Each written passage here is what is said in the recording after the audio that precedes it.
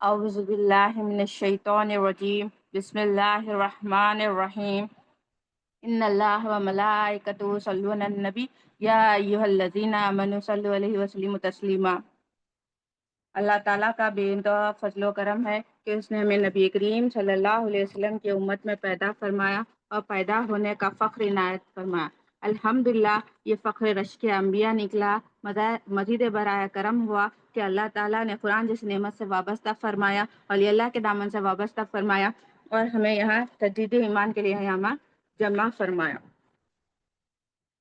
ہم لوگ کلمے کی اہمیت جان رہے تھے کہ کلمے میں اعتبار الہی میں کتنے ہیں، اعتبار الہی کتنے ہیں؟ 4۔ پہلا ذات، دوسرا صفات، تیسرا افعال اور چوتھا آثار۔ آثار میں ہم نے دیکھا اللہ تعالیٰ مالک ہے، اللہ تعالیٰ سارے جہانوں کے مالک ہے۔ مالک کیسے ہوتے ہیں، الہ کیسے ہوتے ہیں، یہ ہم نے آثار میں دیکھا۔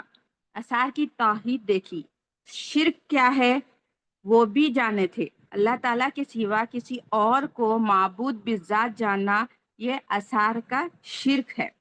اسے اگر ہم نہیں بچیں گے تو ہمیشہ کے لیے ہمارے لیے جہنم ہے۔ تو یہ آثار کی توحید حاصل کرنا ضروری ہے، منیمم ریکوائرمنٹ ہے۔ آثار کی توحید کیا ہے؟ اللہ تعالیٰ کو ہی معبود بذات جاننا، یعنی ذاتی مالک جاننا۔ ذاتی مالک کیوں جاننا؟ کیونکہ وہ سارے جہانوں کے مالک ہے۔ ہمیں پیدا کرنے والے ہی اللہ تعالیٰ ہے اور ہمارے پاس جو بھی ہے وہ ہمارا نہیں ہے، ہم اس کے مالک نہیں ہیں، یہ سارے اللہ تعالیٰ کے امانت ہے۔ اب ہم یہ امانت کو ادا اللہ تعالیٰ کے تحت کریں تو اللہ تعالیٰ اسے جزا دے گے، ریوارڈ دیں گے۔ اگر ہم وہ امانت کو ہماری مرضی کے تحت ادا کریں گے تو سزا ملے گی۔ آثار میں جو مخلوق ہے وہ محتاج ہے، مالک اللہ تعالیٰ ہے اور ہم کیا ہے؟ محتاج ہے۔ ہم ہر حال میں لمحہ لمحہ اللہ تعالیٰ کے محتاج ہے، ذرے ذرے کے لیے ہم اللہ تعالیٰ کے محتاج ہے۔ اللہ تعالیٰ مالک ہے۔ زبان ہم مگر کیا کر رہے ہیں؟ زبان سے ایک بول رہے ہیں اور دل میں ایک ہے۔ ہمیں ماننا ہے اللہ تعالیٰ بذات ہے، اللہ تعالیٰ مالک ہے، ہم فقیر ہے، ہم محتاج ہے۔ یہ کیسا ہوگا؟ جب ہم کلمے کو جانیں گے، مانیں گے اور دیکھیں گے۔ اب اولیاء اللہ ایک مثال دیتے ہیں کہ بندہ جب سوتا ہے تو آنکھیں بند کرتا ہے، وہ سوتا ہے کہ وہ سوچتا ہے میں خود بند کر لیا اس لیے مجھے نیند آئی، نہیں، مگر جب اللہ تعالیٰ جب تک نہیں چاہے ہماری آنکھ بند نہیں ہو سکتی۔ اللہ تعالیٰ چاہیں گے تو ہی ہم آنکھ بند کر سکیں گے، ہمیں نیند آئے گی۔ جب وہ سوتا ہے تو دنیا سے غافل ہو جاتا ہے، اسے کچھ نہیں معلوم ہوتا ہے کیا ہو رہا ہے میرے آس پاس۔ اللہ تعالیٰ کی وجہ سے وہ سانس لے سکتا ہے، سانس بھی اللہ کی وجہ سے لے سکتا ہے، اور ہم اٹھتے بھی ہیں اللہ تعالیٰ کی وجہ سے۔ اللہ تعالیٰ ہی سب کچھ کرتے ہیں۔ اور جب ہم سوتے ہیں تو ہماری حفاظت کون کرتا ہے؟ اللہ تعالیٰ ہمیں سوتے وقت بھی ہماری حفاظت کرتا ہے۔ ہم ریسٹ کرتے ہیں، ہماری سانسیں چلتی ہے اور آنکھ بند ہوتی ہے۔ ہمیں سوتے وقت جب کچھ بھی ہو سکتا ہے، ہم سوتے وقت ہمیں سانپ بھی کاٹ سکتا ہے، کچھ بھی ہو سکتا ہے، مگر ہمارے مالک ہماری حفاظت کرتے ہیں، وہ ہر حال میں ہماری حفاظت کرتے ہیں۔ ہم گناہ کرتے ہیں مگر ہماری حفاظت اللہ تعالیٰ کرتے ہیں۔ اللہ تعالیٰ ہمارے مالک ہے، دیکھیں کیسے مالک ہے۔ ہم گناہ کرتے ہیں، اللہ تعالیٰ کے مطابق زندگی نہیں گزارتے ہیں، مگر ہمارے مالک اللہ تعالیٰ ہماری حفاظت کرتے ہیں۔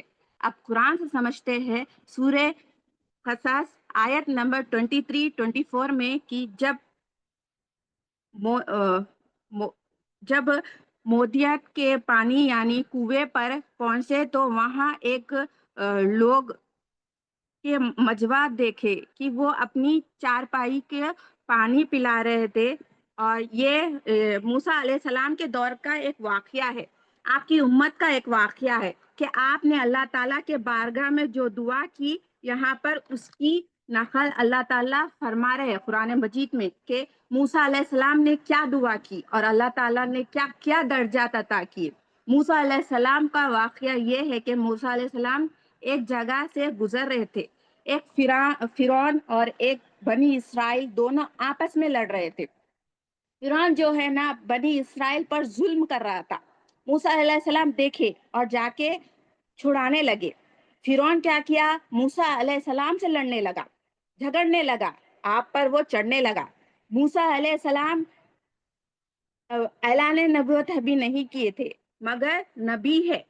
اب ان کو غصہ آیا، ان کو اس سے مارے اور وہ مر گیا۔ اب تمام فرعون بدلہ لینا ہے بول کر موسیٰ علیہ السلام کے پیچھے لگ گئے۔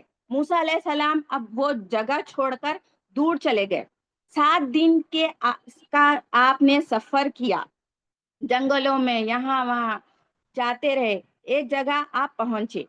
اب وہاں جا کے پہنچے، اب وہاں پر بیٹھ گئے۔ آپ دیکھتے ہیں کہ کنواں ہے، لوگ جمع ہے، لوگ جو ہے اپنی بکریوں کو جانوروں کو پانی پلا رہے۔ اور آپ یہاں یہ بھی دیکھتے ہیں کہ جہاں پر بیٹھے ہیں جھاڑ کے نیچے، اس کے قریب میں 2 عورتیں ہیں۔ 2 عورتوں کو دیکھتے ہیں، وہ جو عورتیں ہیں اپنے بکریوں کو روک کر کھڑے رہتے ہیں۔ آپ جو ہے نا کیا کرتے ہیں، جا کر پوچھتے ہیں کہ آپ لوگ یہاں پر کیوں کھڑے ہوئے ہیں اور جو اپنے بکریوں کو کیوں پانی نہیں پلا رہے۔ تو وہ لوگ کہنے لگے جب یہ لوگ ہٹیں گے تو ہم پانی پلا سکتے ہیں۔ تو موسیٰ علیہ السلام ان لوگوں کو جا کر ریکویسٹ کرتے ہیں کہ یہ لوگ بھی ہے، انہیں بھی موقع دے، وہ اپنی بکریوں کو پانی پلائیں گے۔ تو وہ لوگ کہنے لگے آپ ان کی ہیلپ کرنا ہے تو کرے، ہم ان کی ہیلپ نہیں کریں گے۔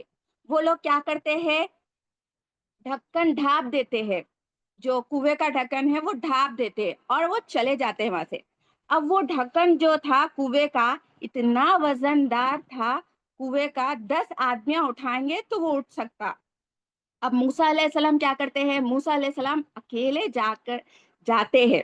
7 دن سے آپ نے کچھ نہیں کھایا، آپ جو ہے اللہ تعالیٰ سے دعا کرتے ہیں اور وہ ڈھکن کو اٹھاتے ہیں اور ڈول سے پانی کو نکالتے ہیں، اور جو 2 عورتیں ہوتی ہیں ان کو بلا کر جو ان کے پاس بکریاں ہیں اللہ تعالیٰ سے دعا کرتے ہیں کہ اس پانی میں برکت دے، اور ایک ڈول رکھ دیتے ہیں، وہ پانی بس ہو جاتا ہے سارے بکریوں کو۔ اب موسیٰ علیہ السلام یہ کر کے اپنی جو جھاڑ ہے وہاں جا کر آرام کرتے ہیں۔ جھاڑ کے نیچے جا کر کیا کرتے ہیں، اب دیکھیے ایک مجمع دیکھتے ہیں کہ وہ اپنے 4 پائے کو پانی پلانا، اور ان لوگ سے ایک طرف 2 عورتوں کو دیکھتے ہیں، وہ اپنے بکریوں کو روک کر کھڑے ہوتے ہیں۔ یہ قرآن کی آیت ہے، اس کا ترجمہ ہے۔ موسیٰ علیہ السلام نے ان سے پوچھا کہ تمہارے کیا مقصد ہے؟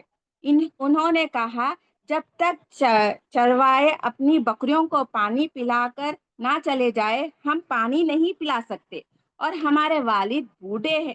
تو یہ سن کر موسیٰ علیہ السلام نے ان کے لیے پانی کھینچ کر بکریوں کو پلایا۔ موسیٰ علیہ السلام پانی پلا دیے، یہ ذکر ہے قرآن میں۔ پھر وہاں سے ہٹ کر سائے میں جا کر بیٹھ گئے اور کہنے لگے، یہ امپورٹنٹ دعا ہے کہ اے میرے رب، اے میرے پروردگار، جس وقت جو نعمتیں بھی تو میرے طرف نازل کرے گا میں اس کا محتاج ہوں۔ موسیٰ علیہ السلام کسی کی ہیلپ کرنے کے بعد یہ دعا کر رہے، 7 دن سے بھوکے ہیں، مولا سے عاجزی کر رہے۔ اللہ تعالیٰ کو اتنا پسند آیا دعا، وہ اللہ تعالیٰ نے امت محمدیہ کے لیے قرآن میں رکھ دیے۔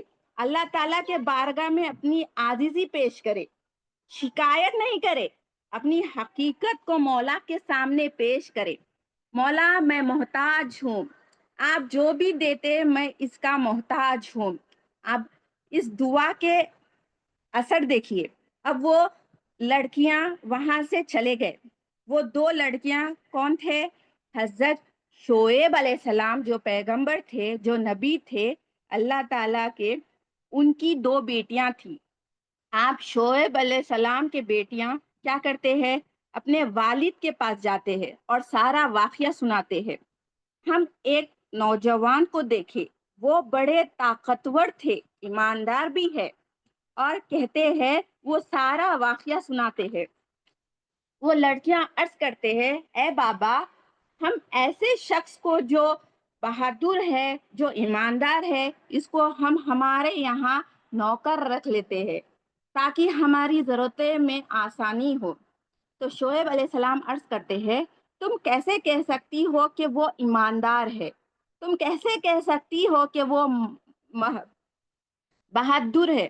تو وہ لوگ کہنے لگے کہ بابا جان، وہ ایماندار اس لیے ہے کہ جب وہ ہم سے بات کرتے تھے تو وہ ہمارے سے آنکھیں میں نہیں دیکھتے تھے، بات کرتے وقت وہ نیچے دیکھتے تھے، ہم سے آنکھیں جھکا کر بات کرتے تھے، اس لیے ہم ایماندار کہتے ہیں۔ وہ طاقتور اس لیے ہے کہ جب لوگوں نے بکریوں کا پانی پلا کر ڈھکن ڈھانپ دیے تھے، وہ ایسا ڈھکن ہے جسے وزن دار 10 لوگوں کی ضرورت ہوتی ہے اسے اٹھانے۔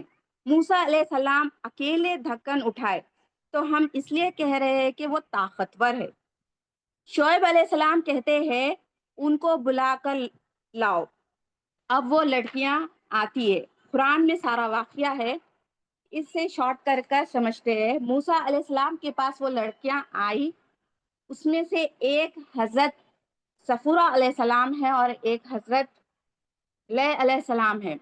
اب صفورہ علیہ السلام آ کر کہتے ہیں کہ موسیٰ علیہ السلام سے کہ آپ کو ہمارے والد صاحب نے بلایا ہے، اس کی حجت دینا چاہتے ہیں۔ اب جاتے وقت دیکھے موسیٰ علیہ السلام کیسا جاتے ہیں۔ جو لڑکیاں تھیں ان کو کہتے ہیں، آپ لوگ میرے پیچھے آئے، میں آپ کے آگے جاؤں گا۔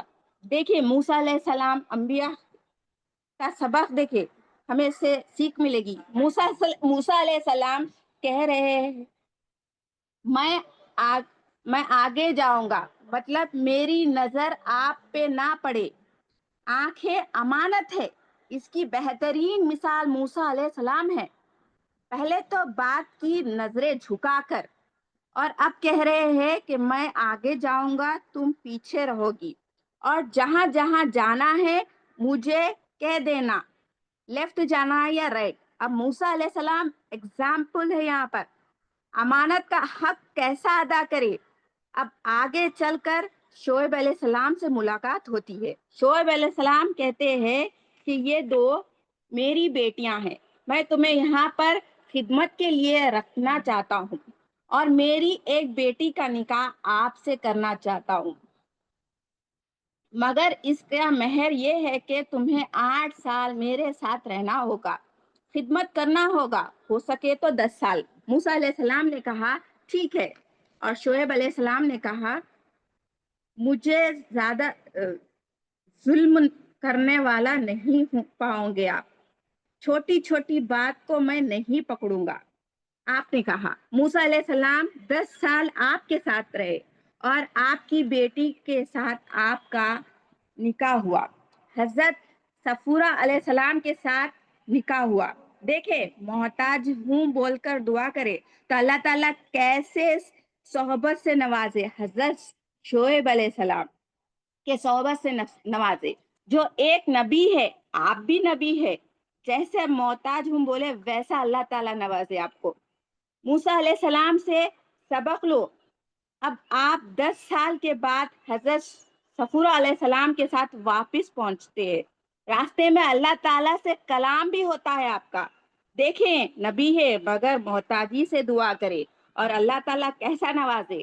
جب ہم بھی دل میں کلمے کی صحیح طرح سے تصدیق کریں گے تو ہمارا اصل مقصد جو پیدا ہوئے ہے جس کے لیے وہ پورا ہوگا۔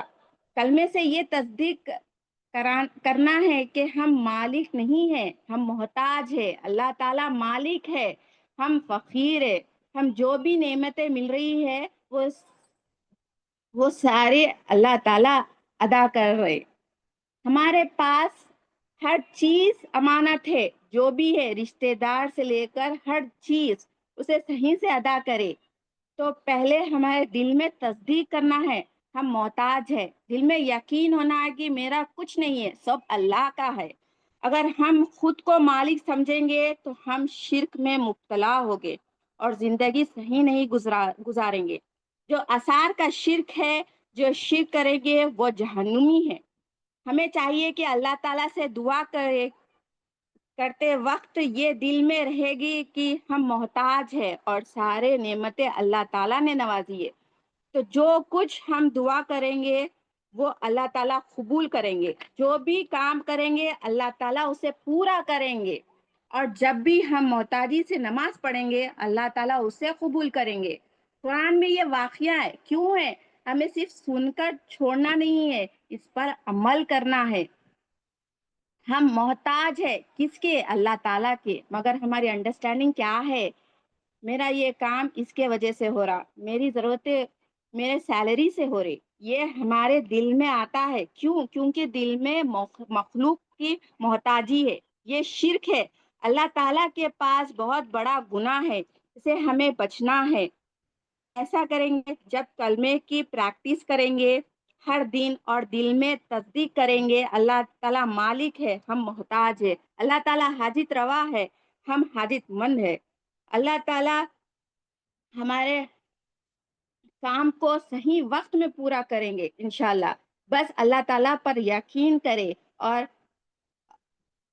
کبھی شکایت نہ کرے. اور اللہ تعالیٰ مالک ہے اور ہم محتاج ہے، یہ تصدیق کرنا ہے دل میں.